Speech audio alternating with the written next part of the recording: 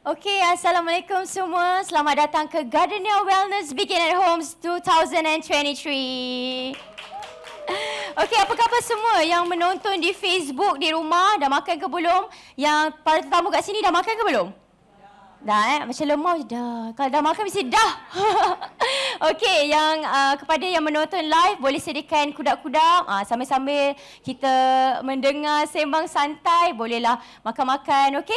So sebenarnya Wellness Begins at Home 2023 ni adalah kali yang kedua. Sebenarnya kita dah buat dah sebelum ni pada 2021. Masa tu PKP tak silap saya bersama Puan Anita dan juga Puan Hazlina. Alright? Jadi sesuai dengan tema perbincangan kita pada hari ini, dari cabaran ke mentaliti pencabar, SOS Chili telah mengadakan satu survey bertemakan Kalis Koyak. Membentangkan macam mana keadaan society berkenaan dengan cabaran yang mereka hadapi dan apa sebenarnya perasaan mereka apabila mereka dihadapi dugaan dan liku-liku kehidupan.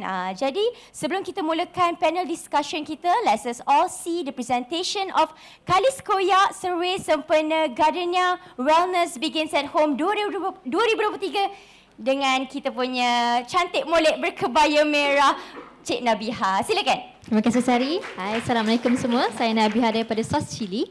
Okey, izinkan saya kongsi hasil dapatan survey yang kita jalankan bersama Gardenia pada bulan lepas. Okey, daripada survey ni kita menerima 1020 respons daripada rakyat Malaysia daripada pelbagai peringkat umur dan lokasi dari seluruh Malaysia. Majoriti berumur 21 sehingga 35 tahun dan kebanyakannya tinggal di Selangor, Putrajaya, KL, Pulau Pinang dan lokasi-lokasi lain di seluruh Malaysia. Okey. Dari segi jantina, okey, separuh adalah lelaki dan separuh adalah perempuan dan juga bahasa yang dipertuturkan di rumah kebanyakannya dua bahasa lah, berbahasa Melayu dan berbahasa Inggeris, dan ada juga yang bertutur dialek-dialek Cina dan dialek-dialek India. Okey, sekarang jom kita tengok hasil dapatan survey itu sendiri. Jadi kami tanya diorang, apakah zaman yang paling mencabar dalam hidup korang? Zaman bekerja ke, zaman berumah tangga ke?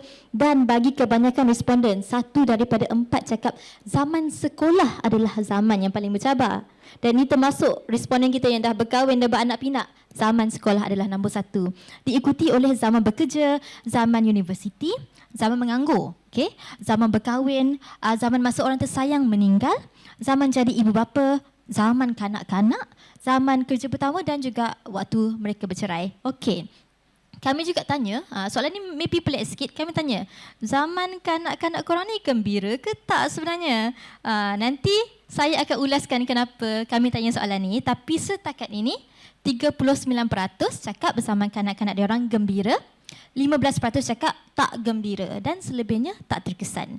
Dan jadi kita akan tengok macam mana zaman kanak-kanak tu bagi impak kepada diorang semasa diorang dewasa.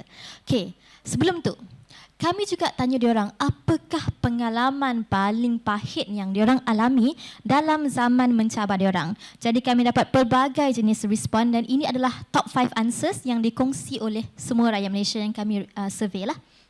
Jadi 57% cakap titik paling rendah dia adalah bila mereka kehilangan keyakinan diri. 56% cakap diorang pernah rasa macam orang yang gagal. Okey, 51% cakap diorang rasa sunyi, tak ada tempat mengadu. 50% rasa hidup diorang tak ada makna, tak ada hala tuju, tak tahu masa depan. Dan 42% cakap kesihatan mental mereka terganggu. Selain daripada result-result ni, kita juga ada dapat dapatan lain seperti 38% cakap orang jadi orang yang panas baran. Okey, 26% cakap diorang terdesak sebab tak cukup duit, dan bagi saya yang paling menyayat hati adalah 1 daripada 4 orang responden ataupun 27% cakap diorang pernah terfikir atau mencuba untuk membunuh diri dan atau menamatkan riwayat sendiri. Dan bagi mereka, diorang juga melalui banyak lagi masalah lain. Diorang rasa lebih sunyi berbanding responden-responden lain yang kami survey lah. Okey. Jadi bila cakap pasal rasa sunyi itu, kita semua perlu ada keluarga, rakan-rakan dan sistem sokongan, okay, untuk melalui cabaran hidup kita. Jadi kami juga tengok apakah impak apabila seseorang tu tak ada sistem sokongan yang kukuh. Jadi antara semua responden kami ada satu golongan kecil ni 3.5% mereka tak ada sistem sokongan kerana mereka dipulau oleh keluarga. Maksudnya lost touch, tak ada hubungan yang rapat dengan keluarga lah ya. Dan kami perasan bagi mereka, diorang juga alami lebih masalah lain berbanding responden-responden lain. Contohnya lah kan. Okey, tadi saya cakap 38% responden cakap diorang jadi panas baran disebabkan cabaran hidup diorang. Tapi bagi golongan yang dipulaukan oleh keluarga, bilangan ini meningkat kepada 83%. Jauh lebih tinggi ya. Okey. Dan 50% responden cakap diorang rasa tak ada tujuan hidup. Tapi bagi orang yang dipulau oleh keluarga, 83% rasa diorang tak ada tujuan hidup. Selain itu, 43% responden mengalami masalah kesihatan mental. Tapi bagi yang dipulau oleh keluarga, jumlah dia meningkat kepada 80%. Jauh beza ya. Okey, ni pun boleh skip ya. Right. Okey. Dan tadi saya tanya, tadi kita orang tanya kan, apa zaman kanak-kanak korang ni gembira ke tak? Kenapa kami tanya? Sebenarnya kami nampak banyak korelasi antara zaman kanak-kanak seseorang dan macam mana dia memberi kesan kepada kita semasa kita dah dewasa. Jadi saya pilih satu data untuk kongsikan ya. Menurut laporan daripada DOSM, Jabatan Statistik Malaysia, kadar perceraian di Malaysia pada tahun 2021 adalah 5.8% bagi lelaki dan 6.1% bagi wanita. Dan dalam survey kami, jumlah responden yang bercerai juga adalah lebih kurang sama, 5.2%. Tapi korang boleh tengok kat sini. Perbezaan antara kadar perceraian bagi orang yang gembira masa zaman kanak-kanak dan orang yang tak gembira masa zaman kanak-kanak. Okay, mereka yang tak gembira mengalami kadar perceraian yang 3 kali lebih tinggi daripada orang yang gembira. Kenapa tu? Saya tak tahu, tapi kejap lagi para panel kita boleh bincangkan lah ya. Alright, seterusnya. Okay, kita juga tanya. Okay, dalam hidup korang, siapakah orang yang membuatkan hidup korang bertambah perit? Adakah ia pasangan hidup korang, bos korang, mertua korang? Jadi, ramai orang cakap, punca nombor 1 ialah diri sendirilah ya. Ada orang sedar diri ya nampaknya. Okey. Selain itu, selain diri sendiri, orang lain yang menyebabkan hidup diorang lebih perit adalah ibu bapa. Diikuti oleh rakan-rakan, kemudian adik-beradik dan ahli keluarga lain, majikan, pasangan hidup dan mertua. Jadi kita ingat mertua ni maybe dia punya bilangan lebih tinggi lah, tapi sebenarnya tak tinggi pun. Pasangan hidup lagi menyusahkan daripada mentua mengikut responden kami. Dan saya zoom in sikit data tersebut ya. Okey, bagi orang yang cakap pasangan hidup adalah orang yang membuatkan hidup diorang bertambah perit, cuma 9.3 pasangan yang tak ada anak menamakan pasangan hidup diorang sebagai punca utama, punca yang memeritkan hidup diorang lah. Tu bagi yang tak ada anak ya. Tapi bagi yang ada anak, jumlah ni meningkat sehingga 2 kali ganda. Okay? Lebih kurang 18% pasangan yang beranak cakap pasangan hidup mereka adalah punca keperitan hidup diorang. Dan bagi mertua pula, okey, bagi pasangan yang tak ada anak, hanya 4% cakap mertua ni menyusahkan hidup diorang. Bagi yang dah ada anak, bilangannya ialah 10%, lebih 2 kali ganda ya. Dan 21% bagi pasangan yang dah bercerai, mereka cakap mertua adalah punca keperitan hidup diorang. Okay. Jadi lebih banyak orang salahkan pasangan diorang tak salahkan anak diorang ya sebagai punca keperitan hidup. Okey, jadi dalam mengharungi semua cabaran ini, macam manakah responden kita orang, apakah diorang punya coping mechanism, okey? Jadi kebanyakan responden menggunakan pendekatan yang pasif. They just take it one day at a time. Diorang mengharap badai akan berlalu. Manakala 43% berpaling kepada Tuhan, 40% mengelakkan daripada berfikir tentang masalah tersebut. Okey, pendekatan yang lebih aktif pula, 23% minta pertolongan daripada kawan-kawan dan 10.7% mencari bantuan daripada pakar-pakar seperti pakar psikologi dan pakar terapi ya. Seterusnya, kami juga nampak ada perbezaan antara bagaimana lelaki dan wanita mengharungi cabaran hidup diorang. Dan kami lihat yang lelaki lebih cenderung untuk mengalami masalah ketagihan ataupun addiction berbanding wanita. Lelaki juga, diorang lebih cenderung untuk buat rancangan yang terperinci. They like to plan out how they want to get through those challenges berbanding wanita, ya. Dan bagi wanita, wanita lebih cenderung untuk berehat, bercuti untuk melupakan masalah diorang. Alright. Dan ini sedikit data yang menarik dari segi demografik lah. Okey, mereka yang sudah berkahwin dan berkeluarga lebih cenderung untuk mendekatkan diri kepada Tuhan berbanding kumpulan lain, dan diorang juga lebih cenderung untuk minta tolong dari keluarga, bukan kawan-kawannya, dari keluarga. Bagi responden yang lebih muda, berumur 21 hingga 25 tahun, ini antara coping mechanism yang popular bagi diorang. Jadi bilangan ini jauh lebih tinggi daripada kumpulan umur yang lain, ya.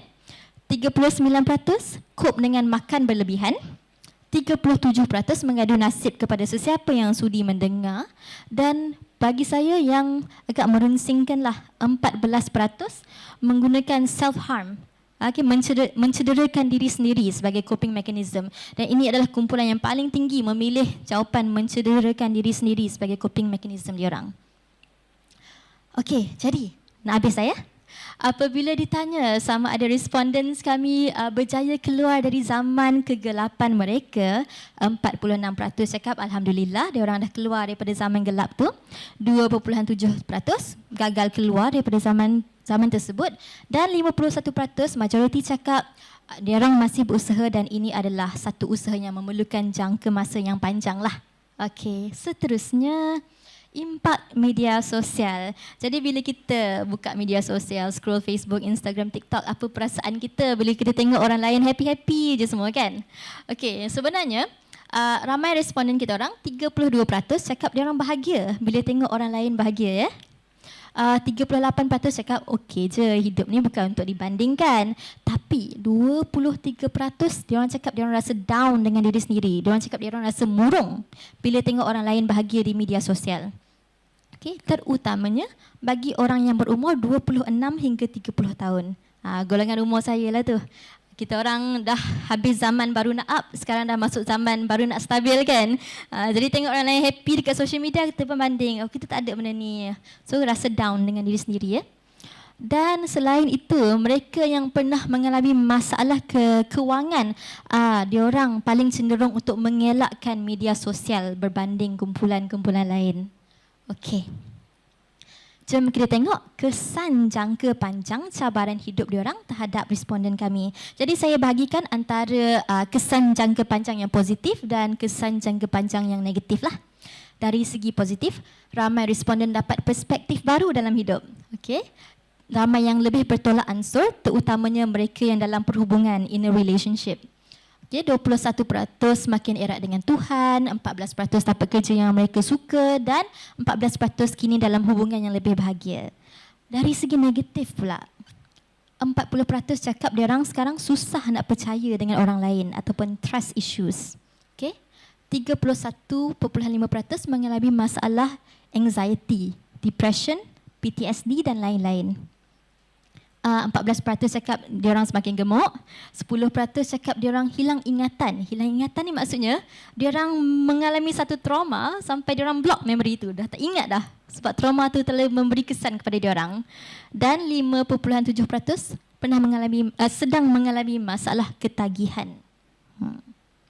Dan bab PTSD, depresi tadi kan, okey, responden yang berumur 21 hingga 25 tahun yang baru keluar tengok dunia, diorang adalah kumpulan yang lebih cenderung untuk mengalami masalah kerisauan, anxiety, depression, PTSD, dan diorang juga paling cenderung untuk mengalami trust issues. Okey. Okey, jadi kami juga tanya responden kami, adakah korang bahagia dengan hidup korang sekarang? Jadi 19% cakap diorang sangat-sangat bahagia.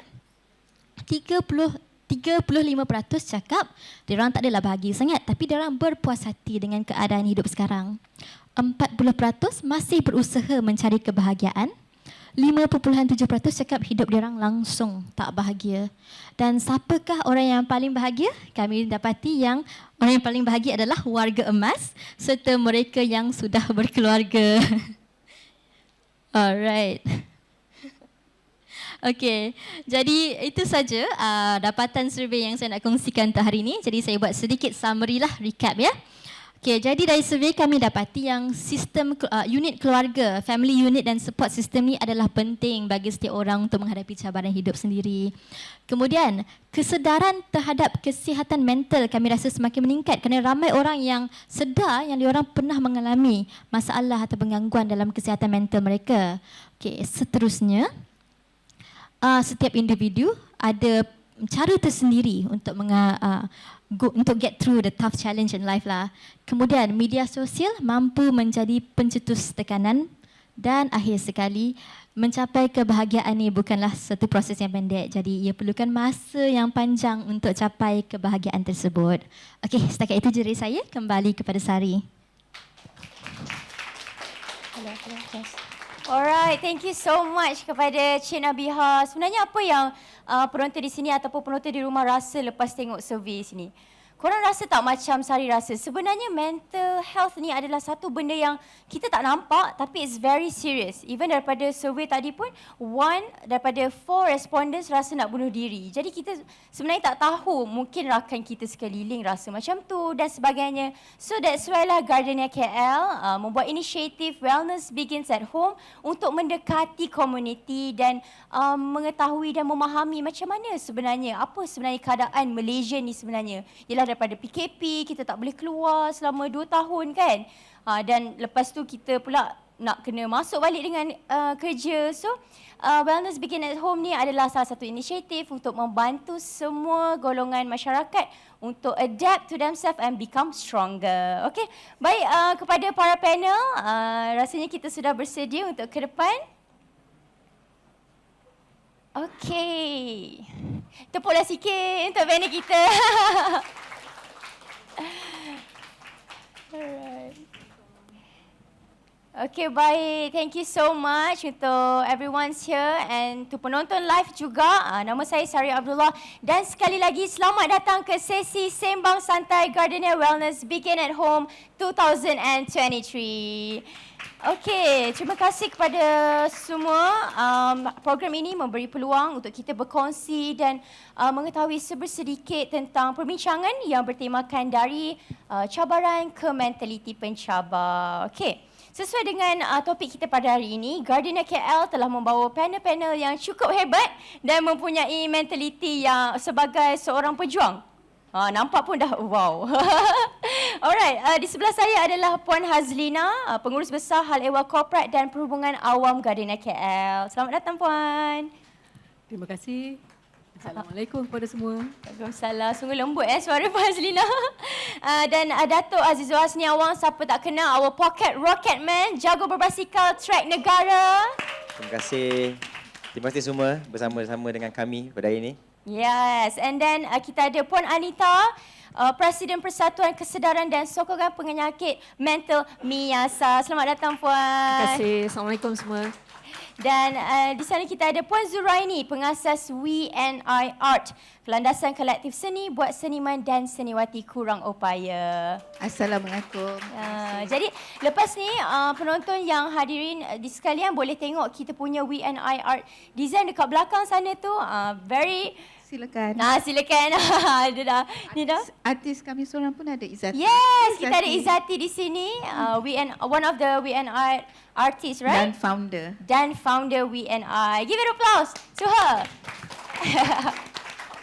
Alright, baik. Pasti ramai tahu Datuk kan, selepas walaupun baru kembali kayuh basikal tak lebih daripada 12 bulan, sebab you had your heart operation, right? Februari lepas. Tapi Datuk Azizul berjaya memenangi pingat perak di acara Kirin kejohanan Piala Negara-Negara Kesatuan Berbasikal Antarabangsa di Jakarta. Sangat menakjubkan dan berdiri di sebelah beliau juga meremang bulu saya. Korang pun memang tak sangka kan akan jumpa very like close to him. Jadi mungkin Datuk boleh kongsikan any preparation yang you've been doing right now untuk upcoming Olympic Games? Okay, first of all, saya nak ucapkan ribuan terima kasih kepada pihak Gardenia KL, Gardenia Bakeries KL, Yep.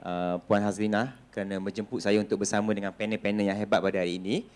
Okey, berkenaan dengan pertamanya berkenaan hard operation itulah. Yes, betul. Saya sendiri actually tak sangka terpaksa melalui satu proses yang sukar itulah. Dan saya pun sendiri seperti salah seorang daripada survey tadi tu. Saya terkejut, tergamam dan agak sedikit macam down jugalah. Betul. Tapi kita akan go into the details nantilah. Betul. Bila kita go to the next question. Dan untuk sekarang ni update tentang saya dalam proses masih lagi dalam untuk kelayakan kesukaan Olimpik. Jadi busy sikitlah dengan training dan juga competition. Sebagai contoh, minggu depan kita ada competition dan kita akan travel ke Hong Kong dan akan full dengan schedule dalam proses untuk kelayakan kesukaan Olimpik. So saya harap semuanya berjalan lancar, dapat melayakan diri ke Olympic Paris next year dan insya-Allah dengan berkat doa dan sokongan semua, hopefully dapat menampilkan emas di Sukan Olimpik next year insya-Allah. Yes, amin, amin. Semoga Datuk Azizul dapat membanggakan Malaysia sekali dan sekali lagi. Alright, untuk Puan Zuraini, bagi kami di sini yang mungkin tak familiar sangat dengan WNIR, apakah kisah di sebalik organisasi tersebut? Okay, WNI Art ni adalah sebuah kolektif atau kumpulan artis-artis OKU. Di founders dia mula-mula daripada artis-artis autisma, seorang daripadanya Izzati Sharin, iaitu anak saya sendiri. Jadi yang terjadinya inisiatif ni kerana daripada apa yang saya melakukan dengan anak saya Izzati, dengan mempertengahkan hasil lukisannya dan sepenuhnya. Jadi ibu bapa yang lain datang dan menanyakan saya macam mana boleh buat anak-anak kita pun macam ni, nak kan untuk masa hadapan. Dan daripada itulah kita decided okay, kita start WNI. Dalam WNI itu maknanya empowering ya. Dan and I mula-mula tu we and Izzati, tapi I juga adalah tentang kamu dan tentang saya juga ya. Jadi semua bergabung bersama. So dah beberapa tahun terkini daripada WNI punya inisiatif ni, kami bukan sahaja menghasilkan lukisan-lukisan dan pamerkan, tapi kami, daripada hasil-hasil lukisan ini kami juga membuat hasil-hasil produk yang dijual semasa PKP kan, sebab tidak boleh ada pameran. Jadi kita kena create cara lain supaya diorang akan terus melukis dan diorang akan terus menghasilkan karya dan also earn some money lah. So online, so jualan itu jualan online. Hari ini ada galeri dan ada kedai di bawah naungan Yayasan TM di Museum Telekom. Sila ke sana dan support. Yeah, jadi kepada anda, make sure you guys datang melawat di Museum Telekom. Ada pelbagai seni daripada Izzati dan juga many artis ya, daripada WNIR. Bukan sahaja autisma, Down syndrome, paraplegic, artis yang deaf artist, so berbagai lah. So di situ memang ada community di situ, dan hujung-hujung minggu untuk encouragekan diorang to come and build dia punya confidence ya, dan keluar balik jumpa orang, sebab selepas PKP of course kan, kalau kita biasa pun kita ada mental issues ke or withdrawal syndrome balik, kan? So dengan OKU lagi susah dia punya cabaran. So kita kena introduce dia kepada satu tempat yang selamat untuk diorang dan diorang boleh berjumpa dan inclusiveness kan. Betul. Okay, great. Kepada Puan Anita, setahu saya Puan Anita bukan lagi asing dengan Gardenia sebab Puan Anita pun sudah berkecimpung dengan Gardenia Wellness Begin at Home masa 2021. Betul. Jadi untuk Miasa sendiri, apakah inisiatif-inisiatif yang dilakukan oleh Miasa baru-baru ini? Boleh, terima kasih Sally. Okey, pertama sekali Puan Zuraini, terima kasih banyak-banyak Inclusive OKU ni satu usaha sebenarnya yang sangat murni. Jadi tahniah Alhamdulillah, and Dato' Azizul of course. Terima kasih kerana menyumbang kepada Malaysia, berikan tepukan, thank you very much. Puan Haslina, terima kasih banyak-banyak kerana menjemput saya sekali lagi. Okey, jadi kepada anda yang mungkin kurang mengenali Miasa ataupun tidak mengenali Miasa, kami sebenarnya adalah sebuah badan NGO kesihatan mental yang ditubuhkan dan digerakkan oleh individu-individu yang hidup dengan penyakit mental. Jadi saya sendiri seorang individu yang berjuang dengan penyakit mental. Didiagnos 9 tahun yang lepas dan disebabkan oleh pengalaman saya dengan penyakit mental, saya terinspirasi apabila Allah SWT pinjamkan semula kesihatan kepada saya untuk menyediakan satu platform di mana bukan saja kami yang hidup dengan penyakit mental tapi juga OKU-OKU yang lain, ahli-ahli keluarga ada tempat yang selamat seperti Puan Zuraini katakan tadi. Yang kami tidak rasa dihukum contohnya ataupun distigmakan ataupun didiskriminasikan, kerana ini biasanya yang berlaku. Apabila kurang pengetahuan, apabila kurang pendedahan. Jadi Alhamdulillah apabila tercetusnya pandemik COVID-19, ini adalah satu hikmah ya sebenarnya. Betul. Kerana kita dapat menormalisasikan kepentingan kesihatan mental dan juga isu-isu yang berkaitan. Yes. Kenapa? Sebab kita semua dah merasa bagaimana berada dalam keadaan isolasi, betul? Betul, Waktu PKP yang kurang. pertama, 3 bulan pertama kan, macam mana Betul. kita rasa? tiba-tiba Sukar sebenarnya, it was kan? tough. It was really tough for everyone. So the loneliness yang kita rasa terputus daripada sistem sokongan, daripada keluarga, rakan-rakan dan sebagainya kan. Terutamanya yang duduk luar negara, nak balik tak boleh. Kita daripada sini nak berhubung dengan suami isteri, nak berjumpa tak boleh dan sebagainya. Jadi ini sebenarnya yang berlaku. Okey, balik kepada soalan. Okey, apa perkara-perkara yang baru yang menarik? Betul. Okey, dekat Miasa ni sebenarnya mungkin saya bias ya dalam komen ni, tapi tak pernah ada boring, orang kata tak pernah boring kan. Jadi yang paling menarik baru-baru ni minggu lepas sebenarnya hari Sabtu kita baru sahaja selesai acara sukan tahunan Miasa. Kita buat sukan setiap tahun. Tapi perbezaannya kali ini kita buat inclusive OKU. Jadi kami buat balapan dan padang. menarik. Tapi inklusif OKU, jadi kita ada daripada OKU penglihatan, fizikal, kita ada Down syndrome dan sebagainya, mental health of course, OKU pembelajaran. Jadi ini memberikan peluang yang sama rata, yang saksama buat semua. Betul. Jadi itu yang kita nak sebenarnya. Jadi itu kita juga nak memberikan pendedahan tentang kepentingan penjagaan kesihatan mental. Jadi kita nak cuba menyantuni golongan OKU dengan lebih baik dan efektif. Jadi itu yang menariknya.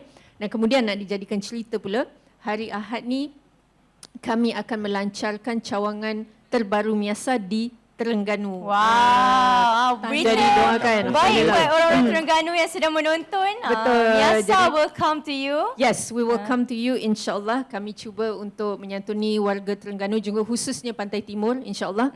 Sebab dekat Pantai Timur ni kurang sebenarnya Pendedahan pendedahan satu, tapi perkhidmatan kesihatan mental juga kurang.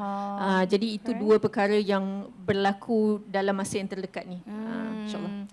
Baik, menarik. Saya sebenarnya sangat kagum sebab ialah kita punya atlet negara ada heart condition, Puan Anita mengaku pernah ada mental health, and then Puan Zuraini ada anak kurang upaya. So mereka ni semua very inspiring lah kiranya kan. Maksudnya tak menjadikan salah satu sebab untuk they cannot do anything, right? Malah disebabkan benda itulah they strive to be a better, and here they are now. Okay? Dan paling penting kita di sini diberi peluang untuk sembang santai tentang topik yang cukup menarik tentang kepentingan mental well-being ni dari cabaran ke mentality pencabar, dan tak lari tak bukan because of the opportunity given by Gardenia KL. Jadi mungkin Puan Hazlina boleh berkongsi sedikit kepada semua apakah inspirasi di sebalik idea Wellness Begin at Home anjuran Gardenia KL ini. Terima kasih Sari. Okay, Gardenia bertuah actually sebab kami adalah satu jenama yang diberi kepercayaan oleh pengguna, especially untuk dia sayang pada Gardenia Jadi kami rasa bila macam tu kita berazam untuk sentiasa bersama pengguna, tak kiralah masa senang atau masa susah. Ya. Kita setiap hari mengantar roti ke rumah-rumah kebajikan, 80 rumah kebajikan. Wow. Antara 80 rumah kebajikan tu 11 kita dah mula hantar sarapan kepada mereka sejak 1991 lagi. Wow. Dan kita tak putus-putus. Setiap hari Setiap hari. Wow. Okay. Kita di bawah selari dengan Gardenia Cares, Gardenia Cares kita, kita rasa, Gardenia rasa memang kita mempunyai peluang untuk mengeluarkan message yang penting dan juga membuat perbincangan sebegini yang mempunyai impact yang tinggi. Ya. Yang akan benefit to the Community. people, to the community. Tahun ni adalah yang ini Wellness Begins at Home ini adalah yang kali kedua. Yang pertama macam Puan Anita cakap tadi, masa tu PKP ramai orang yang mempunyai mental tak naklah kata illness kan, mental not so well they have to cope with a lot of situation yang tak sangka dan we don't think it's going to be like that for any of us. Jadi itu yang mencetuskan kita punya interest untuk go into mental wellness. Faham. Ya, kali ini kita ada topik-topik yang lain pula yang interesting juga di mana banyak orang tak realise that this is what it is kan. Jadi I hope this will benefit to a lot of people. Dan Gardenia akan terus fokus kepada mental wellness. Ya, kita akan fokus akan terus sentiasa berada di samping community and Malaysians. Kita buat konsep macam ni lah. Kita kena berkongsi cerita seperti mana kita berkongsi sekeping roti Gardenia. Dan apa yang kita harap, apa yang kita bercadang ialah kita akan create platform supaya lebih ramai yang akan berpeluang dan diberi kebiasaan untuk bercakap tentang mental wellness, mental health mereka. Hopefully that will help in the future dan kita akan dapat melengkapkan rakyat Malaysia supaya mereka lebih tahu nak handle cabaran. Betul. Dan lebih sihat dari segi mental not only physical. Baik, terima kasih Puan Hazlina. Kepada Datuk pula, kalau kita view mindset seorang atlet kan, sudah pasti kita fikir macam atlet mestilah seorang yang very disciplined, tak cepat give up, always strive for excellence kan. Tetapi jika kita melihat survey sebentar tadi, hampir separuh responden merasakan punca cabaran mereka bertambah perit adalah disebabkan diri sendiri. So it shows here that we can actually be the harshest critic for ourselves kan. Jadi Datuk mungkin boleh kongsikan salah satu cabaran terperit yang pernah dialami oleh Datuk mungkin sebagai atlet negara, dan adakah Datuk juga pernah merasakan bahawa diri sendiri ni yang menjadi penghalang untuk mengatasi cabaran tersebut? Okey, seperti orang ramai di luar sana, saya juga tidak terlepaslah daripada menghadapi pelbagai cabaran dalam kehidupan. Betul. Dan satu benda kita kena faham, lagi tinggi cita-cita kita yang kita nak capai, kita akan menghadapi lebih besar cabaran dia. Itu dia punya formula dia. Faham. Jadi macam saya ni selalu diuji dengan pelbagai cabaran dalam kehidupan lah. Tapi pada peringkat awal, of course saya sedikit down juga. Kita tak faham waktu tu kan. Betul. Tapi saya cuba faham. Saya belajar, saya buat research dan saya juga bertuah kerana saya melanjutkan pembelajaran di universiti di Melbourne. Jadi saya juga belajar sedikit about psikologi juga dalam Bachelor of Sport Science saya. Jadi saya faham apa yang saya perlu buat, apakah langkah-langkah yang betul. Jadi from there, saya tahulah bagaimana nak mengatasi cabaran dan halangan dalam kehidupan saya itu. Kalau bercerita berkenaan apakah halangan terbesar, yang paling recent ni lah yang paling terbesar. Open heart surgery. Saya pun sendiri tak pernah sangka. Sebab sebagai professional athlete, every year kita kena buat medical check up untuk dapatkan license untuk berlumba. Okey. Tapi apabila lepas Olimpik Tokyo tu, saya ada sedikit rasa macam kurang selesa bila latihan.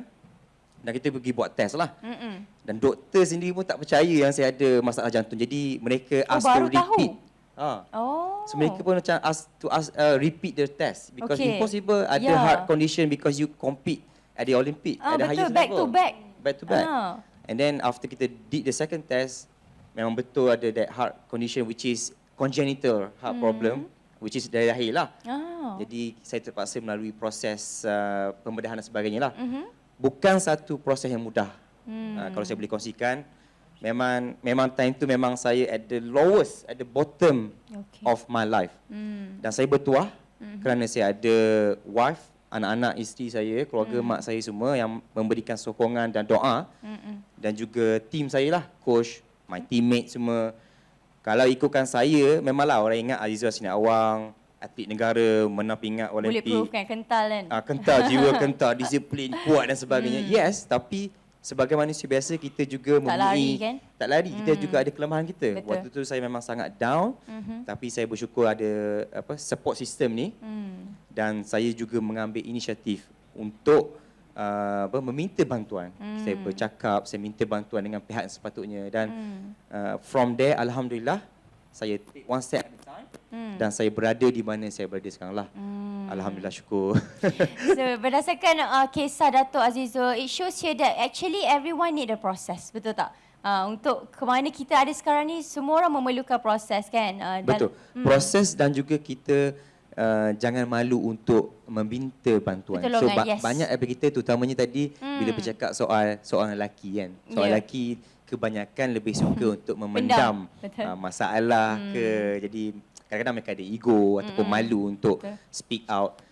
Zaman sekarang is a different era. Yes. We have to speak out, we have to reach the people so that people can help us. Yes, dan sudah pasti sebab tu pentingnya anda semua menonton live Gardenia Wellness Begin at Home sebab supaya kita tahu platform yang sesuai dan betul untuk kita meminta pertolongan. Betul. Alright, jadi kepada Puan Anita, dalam survey Gardenia, hampir separuh responden menyatakan mereka pernah mengalami gangguan kesihatan mental akibat daripada cabaran yang dihadapi. Dan antara top 4 perasaan yang dikongsi para responden adalah rasa hilang keyakinan, rasa bagai seorang yang gagal, a failure, rasa sunyi dan rasa hilang hala tuju dalam kehidupan.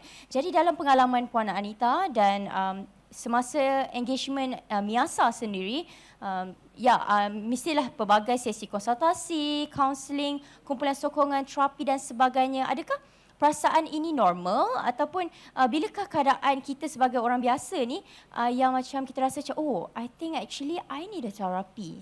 Bilakah keadaan kita mula untuk mempertimbangkan? Terima kasih, soalan yang baik, Sari. Okey, sebenarnya perasaan tu perasaan biasa sebab kita adalah manusia. Yes. Okey. Terutamanya apabila pandemik berlaku, obviously.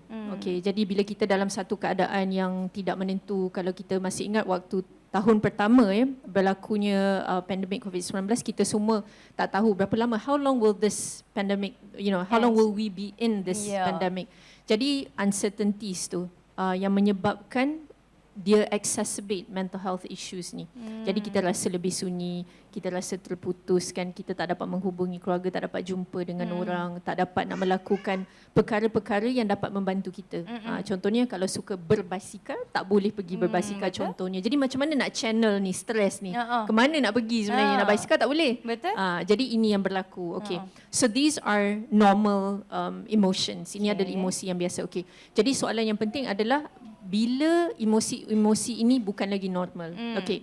Emosi sebegini tidak lagi normal apabila dia mengganggu fungsi harian kita. Maknanya kita tidak dapat berfungsi seperti biasa. Okey. Nak membuat perkara-perkara yang biasa ni kita dapat lakukan dengan mudah menjadi sangat sukar. Jadi contohnya seperti saya dulu, you lose functionality in life. Terus hilang fungsi dalam kehidupan sebenarnya. Terus rasa macam tak ada hala tuju hidup ke macam mana? Hala bukan saja tak ada hala tuju, nak melakukan perkara yang biasa pun tak boleh sebenarnya. Nak bekerja tak boleh. Pada waktu itu saya sendiri, daripada pengalaman saya tak dapat nak bekerja, nak duduk seorang tak boleh, nak berinteraksi dengan manusia lain tak boleh, mood pun berubah. Jadi apabila ada perubahan tingkah laku, perubahan fikiran, percakapan, jadi perubahan ini yang menyebabkan kita mengganggu fungsi harian itu, itulah sebenarnya satu indikator yang mungkin ada sesuatu yang kita perlu mendapatkan pertolongan. Jadi ini penting untuk kita fahami. Kalau kita contohnya tidak dapat berfungsi secara optimal, itu mungkin isu kesihatan mental, bukan penyakit mental. Tetapi bila kita dah tak boleh lagi berfungsi seperti biasa, itu mungkin ada isu kesihatan mental yang mungkin boleh develop menjadi penyakit mental. Tetapi bukan mudah bukan mudah untuk mendapat penyakit mental. Dia perlu pelbagai faktor, dia perlukan waktu, okay, and you also have to rule out medical conditions. Jadi dia bukan bangun pagi tiba-tiba dapat anxiety, bangun pagi tiba-tiba dapat kemurungan, dia bukan begitu. Betul. Jadi apa yang penting dalam soalan ini juga adalah untuk kita jangan menggunakan terma-terma klinikal secara longgar.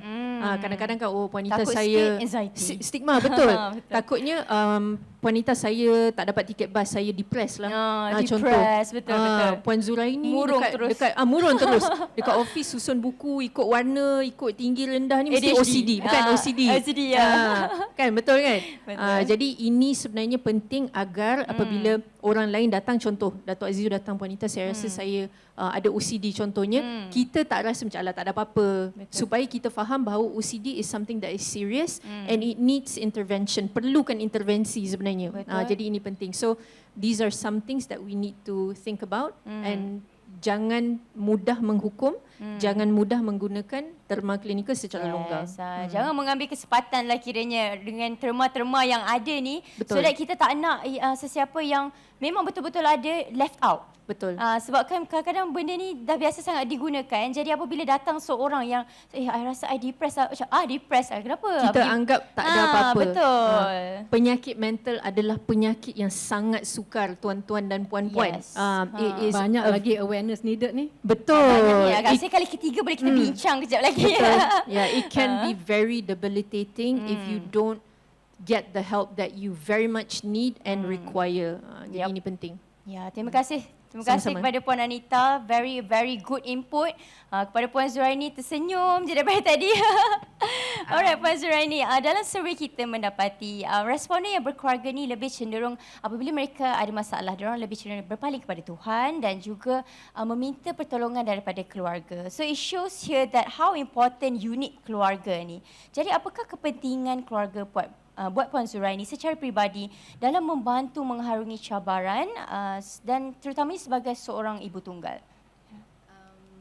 Seperti Puan Anita kata tadi kan, bila when it comes to labeling, when it comes to kita mengekspresikan diri sama ada saya depressed and all that, tu memang sebagai seorang ibu yang juga kadang-kadang menjadi seorang bapa, saya selain daripada Izzati anak OKU, saya ada juga anak-anak yang bukan OKU.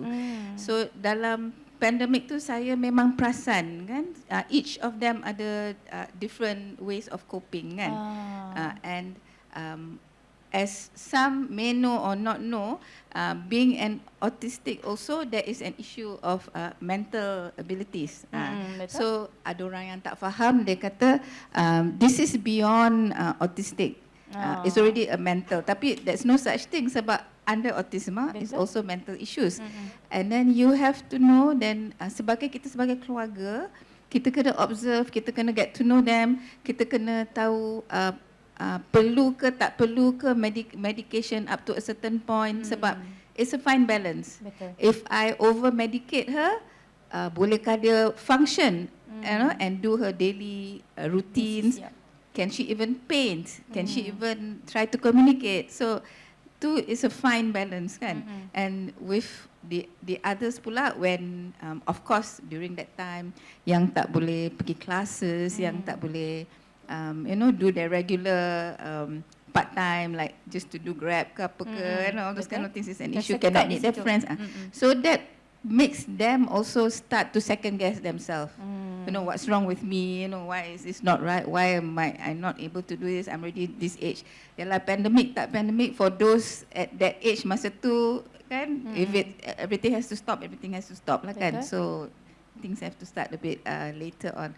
So yang ni pun they seek help But when they seek help, kita kena sebagai keluarga kita kena kenali sebenarnya apa masalah tu. Kadang-kadang itu bukan masalah yang perlukan ubat. Ada juga bahayanya kawan-kawan yang kata, oh, you tak happy ke? Ada pil, you makanlah happy pill. Happy pill. Then masalah lah tu kan. So, keluarga tu mustahak. Keluarga tu bukan sahaja keluarga di rumah. Pada saya, untuk community OKU, kami panggil each other keluarga juga. Kalau saya ada katakan seorang lagi keluarga yang anaknya juga OKU, bila mak dia sakit ke bapak dia tak ada ke, kalau anak dia perlu pertolongan, we have to be there for them sebab kita pun faham kan, kita pun boleh jaga anak dia sebab kita dah ada kefahaman. So keluarga di rumah, keluarga di tempat kerja, keluarga community kan. Betul. So keluarga ni Everyone can be a yes. family sebenarnya. Yes. Macam saya sendiri pun kalau macam Sari nak nak suruh kawan tu berkongsi, I always tell them, you're not my friend, you're my sisters. So diorang lebih terbuka macam, oh okay, diorang lagi rasa appreciate kan, dan lebih terbuka. Kalau dalam Islam tu kita kata sisters of Islam kan. You're my Betul, sister. saudara Islam Yes, macam yes. tu. Okey, menarik sekali. Sebelum Sari terlupa dan terlalu asyik bersembang, nak ingatkan penonton live di Facebook untuk tinggalkan soalan anda di ruangan komen, dan juga hadirin yang hadir di sini, hold on to your burning questions, and kita akan adakan sesi Q&A session sekejap lagi. Okey, baik Puan Hazlina, berbalik kepada topik kita dari cabaran ke mentaliti pencabar.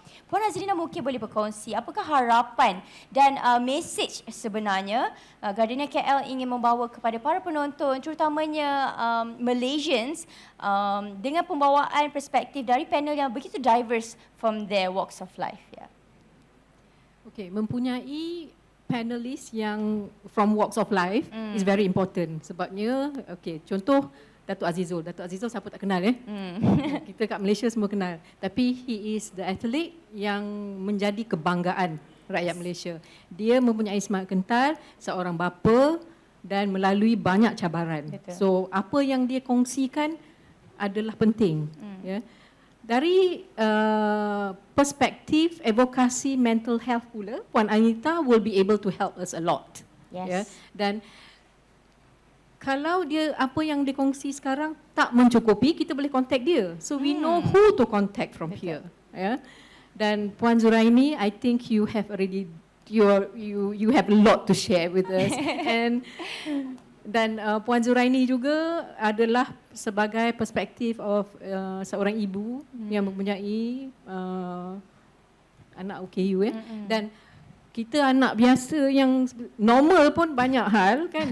So yes, you will be able to help a lot of people out there. Betul. Apa yang kita harap adalah untuk berkongsi message ya, dan yang boleh digunakan especially kepada mereka-mereka yang mempunyai kemungkinan mempunyai situasi yang lebih kurang sama. Ya. Dan it's also important you boleh contact siapa yang you perlu. Betul. Ya, dengan adanya perbincangan seperti hari ini.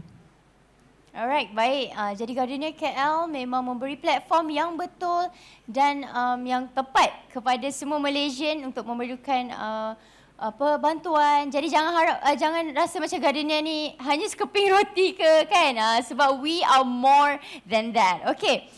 Kepada Puan Anita, sebanyak 85.5% daripada 145,173 panggilan diterima agensi kerajaan sejak 25 Mac 2020 hingga 20 Mei 2021 adalah membabitkan isu kesihatan mental yang memerlukan sokongan emosi dan kaunseling seperti stres akut, keresahan, kemurungan, penderaan dan tingkah laku bunuh diri. Jadi adakah Puan Anita melihat peningkatan golongan remaja yang dibantu tim YASA sejak kebelakangan ini meningkat, ataupun adakah ini satu petunjuk bahawa kesedaran dan keterbukaan terhadap bantuan kaunseling ini semakin meningkat daripada sebelumnya? Okey, sebenarnya sudah tentu kedua-duanya kan, apabila kita ada lebih awareness pendedahan, sudah tentu lebih ramai orang yang akan reach out for the help. Okey, tapi kalau kita melihat kepada data dan statistik, sudah tentu ada peningkatan. Okey, kajian morbidity dan survey kebangsaan membuktikan ini dan juga data daripada WHO. Jadi kalau kita melihat tahun lepas ada data yang dah keluar di mana kita melihat peningkatan sebanyak 25% anxiety and depression globally. Paling rendah 23%, paling tinggi 28% sebenarnya. Kemurungan di Malaysia 20.3%. Jadi kalau kita melihat orang dewasa dan juga remaja lah 16 tahun ke atas, itu juga satu peningkatan sebenarnya. 29.2% isu kesihatan mental. Okey. Kalau kanak-kanak juga tinggi, dalam lebih kurang 4.2%. 424,000, minta maaf. So 424,000, nampak banyak nombor kat kepala ni. Tapi sebenarnya untuk nak merumuskan sudah tentu ada peningkatannya. Okey. Apa yang penting untuk kita fahami di sini adalah 50% daripada isu kesihatan mental ni bermula daripada umur 14 tahun. So can you imagine kalau 14 tahun, di mana sebenarnya isu-isu ni bermula? Sudah tentu lebih awal. Ya, betul. Sebab lagi sekali kita bukan bangun dan terus dapat isu kesihatan mental ataupun penyakit mental. Okey. Lepas tu 70% daripada umur 24 tahun. So this is a huge number. Kenapa berlakunya peningkatan ini? Sudah tentu satu faktor yang paling besar adalah pandemik COVID-19. Okay, this is a big factor. Kanak-kanak pada waktu itu terus membuat pembelajaran di atas talian. Tak pernah berlaku dalam sejarah manusia.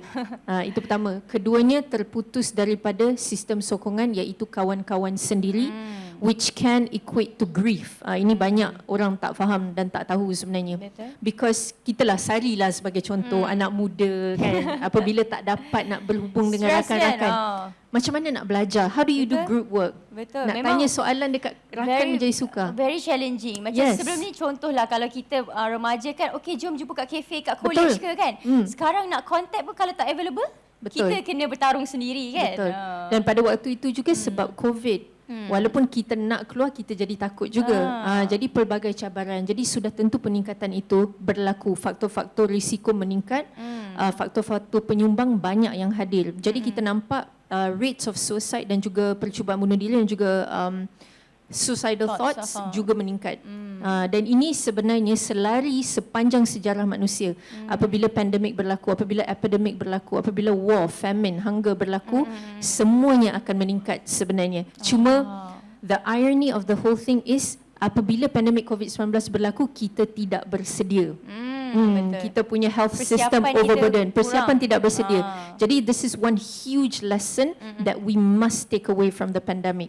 Jadi kita jangan fikir sekarang ni dalam pasca pandemik, wanita endemik, oh everything is resolved. Tidak, ini baru bermula tuan-tuan dan puan-puan. This is the beginning. Jadi ilmu tentang kesihatan mental ini penting supaya kita menjaga kesihatan mental kita. Ibu bapa tolong pantau anak-anak so that we can prevent. Kita boleh mencegah sebenarnya dan membina daya tahan, resiliency. This is important because every single human being is resilient. Betul. Okay, tapi dia macam muscle. So kita kena selalu training ya Datuk? Kena training. Begitu. Practice makes perfect. No, practice makes progress. Makes progress. Okay. Right. Itu saja. Alright, ya betul. Jadi kepada ibu bapa pun macam jangan fikir macam oh anak kita tak cakap apa-apa pasal stres ke apa ke, kita kira okay normal lah kan, budak kat laptop ke apa ke. It's actually not, sebab macam yang Sari mention tadi, mental health ni adalah sesuatu penyakit yang kita tak boleh nampak physically. Kan, it's something yang macam it's our mind yang control kan. Kita tak boleh nampak serta-merta. So maknanya cabaran individu tersebut is not immediately evident. Melainkan kita setiap hari bersama dengan orang tu. Sebab tu keluarga, guru-guru di sekolah penting.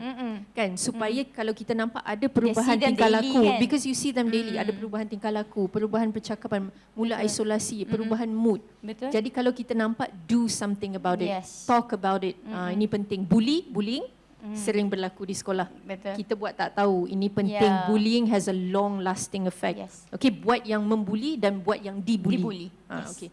Puan Anita, yang sebenarnya di kawasan bekerja also kita kena Betul, pay attention. yes. Of course. Betul. Sebab kalau kita tengok figure tadi tinggi Tempat juga, kerja tinggi kan? stres Betul. masa tempat kerja. Betul, tapi tadi soalan remaja. Kalau soalan dewasa pula sudah tentu. Dewasa ramai ada lagi. penyakit mental. Betul.